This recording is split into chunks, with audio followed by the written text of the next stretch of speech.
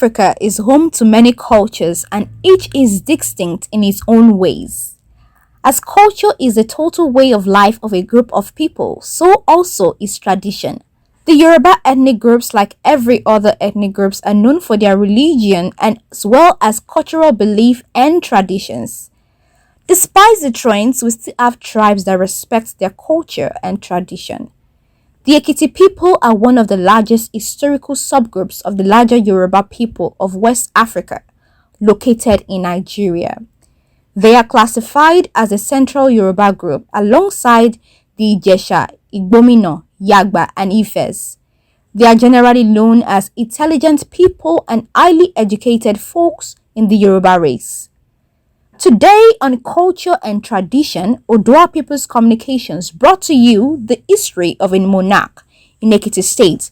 Olugbole of Igbole Ekiti, His Royal Majesty Oba Emmanuel Adetiloye II, in Idosi local government area of Ekiti State. He took us on his journey into kinship, culture, and traditions of the land. Good morning to you. My name is His Royal Majesty Oba Emmanuel Adetiloye Keji, or Iyo Keji, Olugbole of Igbole Ekiti, in Idosi local government. By the grace of God, I was supposed to be on this throne since when I was small boy. By then, my daddy was telling them that, okay, I'm still small. In the second time, they brought the letter. The community brought the letter, the year 1991 again, which I wrote the letter by myself that I'm yet to. So, another person ascended the throne, which is spent just only 14 years after his the means. So I was being called again, the third time, in the year 2007. But I ascended the throne on March 9, 2008. March 9, 2008. Olugbole is one of the kings in Ekiti, who descend from Ife. He's one of the son of Odua. Of course, we have a lot. Mainly, the one that we call that is so much more symbolic is what we call Elefa, being brought by my forefather from Ife. So that masquerade used to gather. That's what unite Igbole together. And we used to celebrate it every March in every year. Then about Igbole used to do this, what we call a portrait. This would be Igbole by the time we first settle here.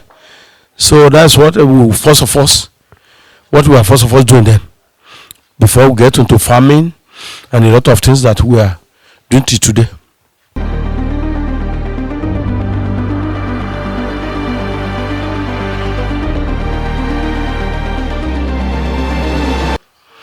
Of course, by the grace of God, I so much thank God for the grace that I have. It's God that gave me the privilege. Say in the tradition and culture, we have what we call tradition and what we have culture. A lot of people used to mix it together. Culture is different from tradition. So about the tradition of Igbole here, we have some ways that the chiefs used to greet the kings. And then the king have a lot of functions that is performing.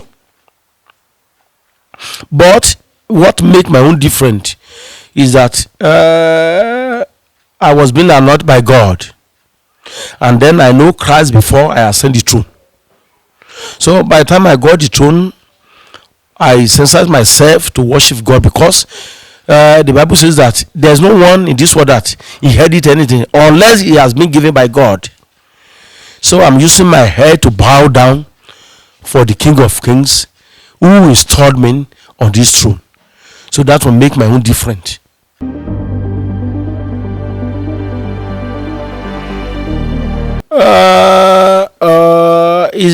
Everything is by the privilege.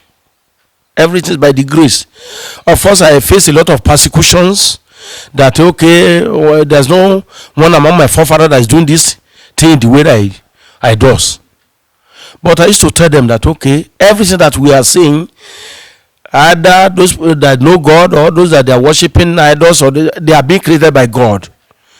Even me personally, of course, I'm once been among them, but the grace of God is what that just make me different. I used to say it is by His grace. There's nothing you just do on this earth, if not by His grace. There's nothing you can do. So by His grace, make me, of course, say a lot of things. We fought, we do this, we do that, but later in the day, we come into the round table. Because of course a lot of them are saying that by the time they wanted to storm in, even a lot of people are saying that maybe I signed a memorandum with them, which I let them aware that there's one memorandum which I signed. But by His grace, let me base it on the grace. It's not by my power or by my mind or by my wisdom or anything, or by maybe I was rich. No, but by His grace.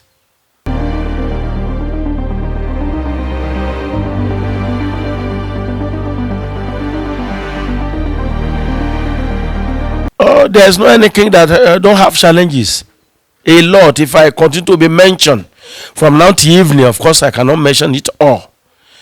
But that is one of it is what I just finished saying, that okay, there's a lot of war. Even nearly, I can say nearly every year they will, say when the Oba is no more, they, say they will went to the town, cut the head of the trees to show that there's no Oba, they don't have the head. A lot of all this thing was happened for so many years. But still yet, by His grace, I was sustained. Even there was in the year 2004, that's March 2014. Say a lot of things that be happening under. But later, they came out with full force. Physically, I was being sent off for good 8 months. But by His grace, of course, I was still restored back. Say mainly in Ekiti, we are a farmer. So on the natural resources, as I was saying before, we have one thing. We have this clay that we used to mold these mud pots. Even we used to mold one that we call the giant of Odu. That's Odu, the giant one that our people are using to, say in the olden days, which our forefathers, our mothers are used to fetch water, which they kept water that they drinking water inside. So we are doing that one before this civilization come, that a lot of us are now using what we are using by bomb water. Then secondly, a lot of my forefathers they do farming, this cocoa farming, then this cola farming, and then mainly now we base on rice. Igbole is planting a lot of rice now because we have a lot of people that they are planting cassavas. So all series of these things is what we have been done here. And for commercial, it remains small that if a lot of people want to buy rice, if they came down here, say Ekiti, we used to say that okay, rice Igbole, rice. No, it's not only Igbole that is planting rice. We have a lot of people, places like Igbole. We have started planting rice since donkey years. That during the period that they started harvesting, a lot of people that just come down here to come and buy rice.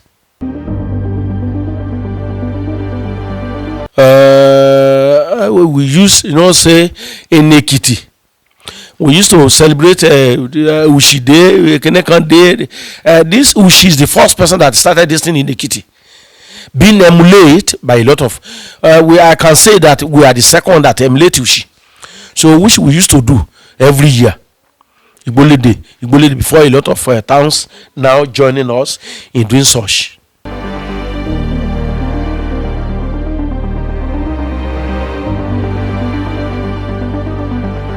Mainly the one I first of all mentioned, which left on our forefather believed that if there is war, that's what we used to fight war. And Igbole indigenous believe that, okay, by so doing that, or in worshiping that thing, there's no any war being outside that can overcome them.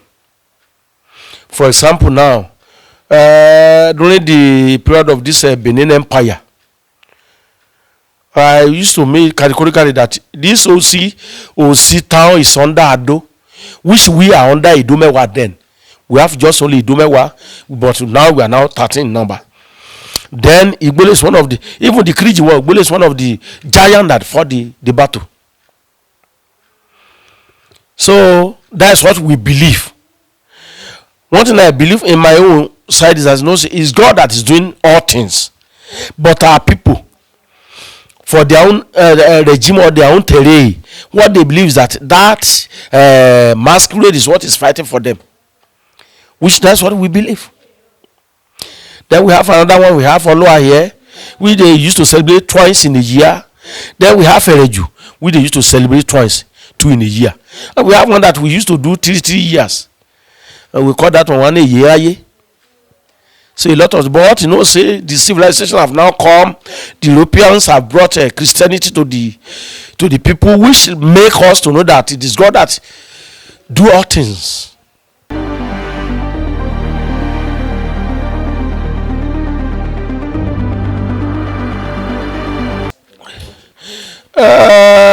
Really, there is still, of course, the thing that cause we have that power in Yoruba land. That power still exists.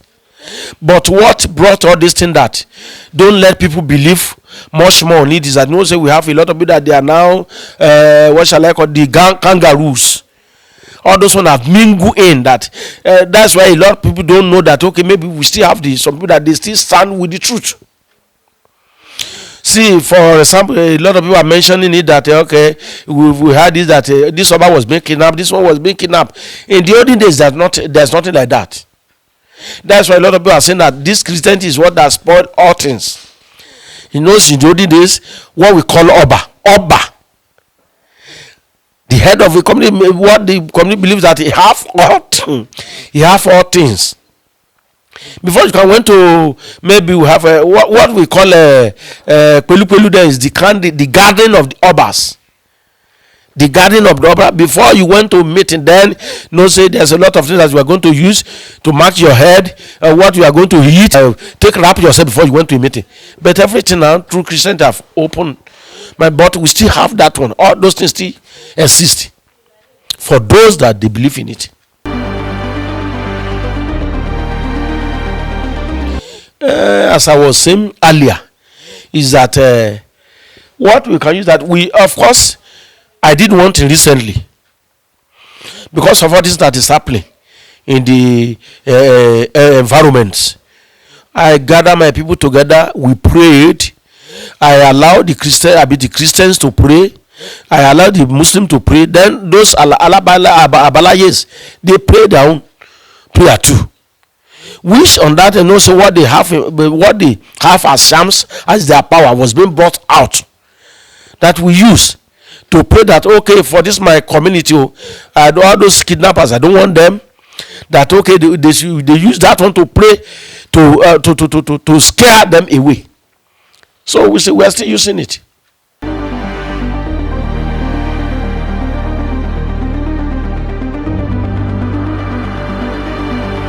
The advisor, of course, I did one program on radio in some years back. This thing happened, say, as a king is the head, and all the powers are in the hand of the king, but the government have overtook. They've took over.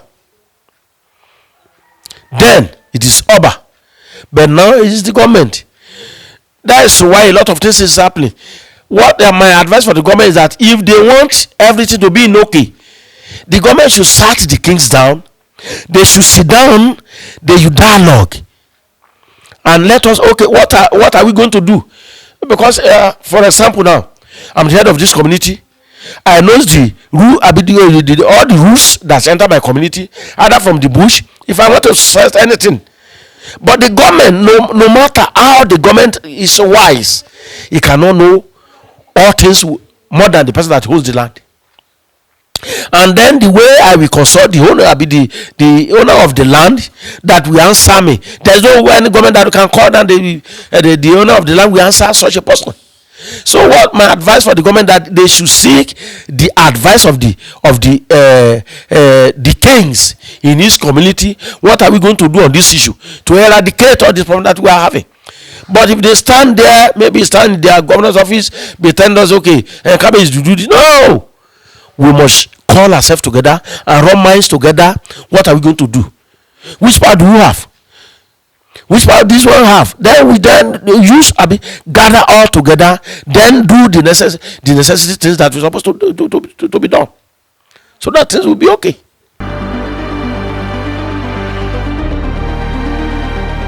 Okay, my advice for the youth right now nowadays, that say in the olden days, what the Bible said is that, okay, your handwork is what God is going to bless. But the youth of nowadays, they wanted, of course, a lot of them now wanted to ride a jeep, they wanted to ride those. No, my advice is that they should, any one of them that may be a student, should face the education squarely, so that God will multiply, or God will bless his own work. The person that knows that maybe you don't have the knowledge of reading books, you go and learn. A lot of youth of now, they are not ready to learn any work. Even a lot of them that be in school, they are not spending money. They are not ready to sit down and read. Me that you are talking to, of course, I face a lot of challenge that, okay, a lot of people gather here, they cannot use ordinary school cert to be their king. Even a lot of them are saying that school cert failure. That is what that prompted me to go back to school, which I spent 6 years in EXU, to go and learn, to achieve, then to improve myself. Even not because of that, this one I'm saying, of course, I may not say it.